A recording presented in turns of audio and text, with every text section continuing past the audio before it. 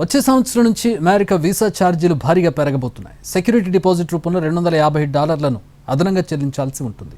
Student వీసాలతో పాటు tourist, ఉద్యోగ వీసాల కోసం దరఖాస్తు చేసుకునే విదేశీయులు తప్పనిసరిగా ఈ సెక్యూరిటీ డిపాజిట్ చెల్లించాల్సిందేనని ట్రంప్ సర్కార్ స్పష్టం చేసింది.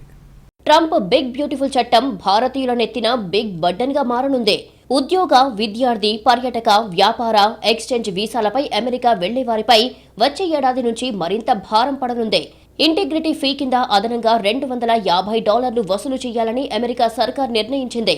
నాన్ ఇమిగ్రెంట్ వీసాలపై అమెరికాకు వచ్చేవారు అక్రమంగా ఉండిపోకుండా వీసా కాలానికి మించి ఉండకుండా చూసేందుకు ఈ నిర్ణయం తీసుకుంది. వన్ బిగ్ బ్యూటిఫుల్ యాక్ట్ కింద ఈ పెంపు వచ్చే ఏడాది నుంచి అమలు కానుంది. ఈ ఫీజును వీసా మంజూరు చేసేటప్పుడు హోంల్యాండ్ సెక్యూరిటీ విభాగం వసూలు చేస్తుంది. వీసా పొందాక ఆయా వీసాదారులు సంబంధిత కఠిన నిబంధనావళిని ఖచ్చితంగా పాటించినట్లు అమెరికా ప్రభుత్వం భావిస్తే ఈ ఫీజును తిరిగి ఇచ్చేస్తారు. 2026కు మాత్రమే ఫీజును $250గా నిర్ణయించారు. ఆ తర్వాత ఏడాది నుంచి ద్రవ్యోల్బణం, వినియోగదారుల ధరల సూచీలకు అనుగుణంగా పెంచుతారు. అన్ని కేటగిరీ వీసా దరఖాస్తుదారుల నుంచి వసూలు చేస్తున్నందున దీనిని వీసా ఇంటిగ్రిటీ ఫీజు అని పిలుస్తున్నారు. ఇదొక్కటే కాదు, ఇంకా చాలా ఉన్నాయి.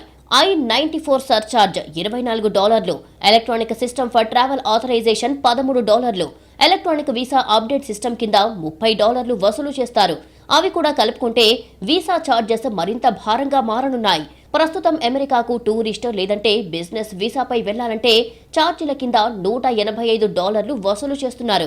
ఇకపై కొత్త నిబంధనల ప్రకారం $185తో పాటు integrity fee $250, I-94 fee $24, ESTA fee $13 కలిపి మొత్తంగా $472 చెల్లించాల్సి ఉంటుంది. అమెరికా సర్కార్ విధించిన కొన్ని షరతులు పాటిస్తే ఇంటిగ్రిటీ ఫీజు కింద వసూలు చేసిన $250లను తిరిగిచ్చేస్తారు. వీసా గడువును పొడిగించాలనో లేక ఒక వీసాపై వచ్చి దాన్ని వేరే వీసాగా మార్చాలనో కోరకుండా వీసా గడువు ముగిసిన 5 రోజుల్లోపే అమెరికా నుంచి తమ దేశానికి వెళ్లిపోవాలి. I-94 గడువు ముగిసేలోపే విజయవంతంగా శాశ్వత నివాస హోదా పొందిన వారికి రీఫండ్ చేస్తారు. అయితే రీఫండ్ ప్రక్రియ ఆటోమేటిక్ గా జరగదు.